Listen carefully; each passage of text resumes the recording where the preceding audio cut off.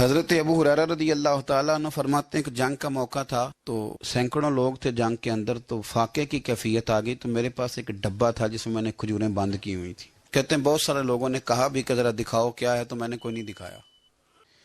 تو کئی لوگوں نے کہا بھی تو میں نے نہیں قریب آنے دیا، تو پھر مجھے رسول کریم صلی اللہ علیہ وسلم نے فرمایا ابو ہریرہ تیرے پاس کیا ہے؟ تو میں نے کہا حضور میرے ڈبے میں کھجوریں، اس برتن میں کھجوریں۔ حضور نے فرمایا ادھر لانا۔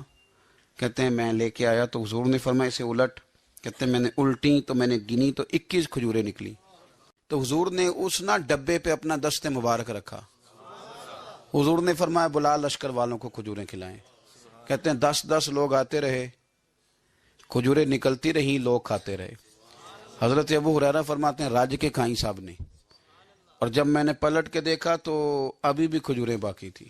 حضرت ابو ہریرہ رضی اللہ تعالیٰ عنہ فرماتے ہیں وہ 21 کھجوریں تھی، اتنے سارے لوگ کھا گئے، تو میں ذرا پلٹ کے دیکھ رہا تھا کہ میرے ڈبے میں کیا رہ گیا ہے، ٹفن میں کیا رہ گیا، پیچھے کیا بچا ہے۔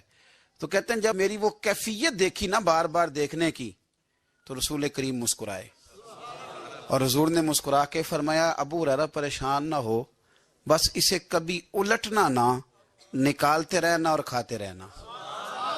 حضور نے دست مبارک لگایا، فرمایا الٹنا نہیں، نکالتے رہنا تو کھاتے رہنا۔ حضرت ابو ہریرہ کہتے ہیں حضور کا وصال ظاہری ہونے تک میں نکالتا رہا، کھاتا رہا، کھجوریں ختم نہیں ہوئی۔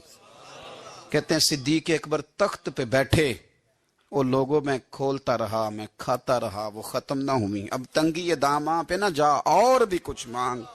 کہتے ہیں دور آیا سیدنا فاروق اعظم کا، میں نے 12 سال، بتاؤ اس کے نیچے کون سا باغ لگا تھا کھجوروں کا، کون سا وہاں ڈیپو تھا جہاں سے سٹاک آ رہا تھا، بس ایک دست مصطفیٰ ہے نا جو لگ گیا ہے۔ یہ وجود اتنا متبرک ہے، اتنا برکت والا۔ حضرت ابو ہریرہ رضی اللہ تعالیٰ عنہ فرماتے ہیں سارا دور حضرت عمر کا میں نے کھجوریں نکالی اور کھائیں۔ فرماتے ہیں دور آیا سیدنا عثمان غنی کا، 12 سال کے لگ بھگ، 10 سال کے لگ بھگ، پھر وہ کھجوریں میں نکالتا رہا، میں کھاتا رہا۔ فرماتے ہیں حضرت عثمان غنی جس دن شہید ہوئے، میرے گھر میں چوری ہوئی، کیونکہ اس دن مدینہ منورہ میں حالات بڑے عجیب تھے۔ کہتے ہیں چوری ہوئی تو میرا وہ ٹفن بھی چوری ہوا، میرا وہ ڈبہ بھی چوری ہو گیا۔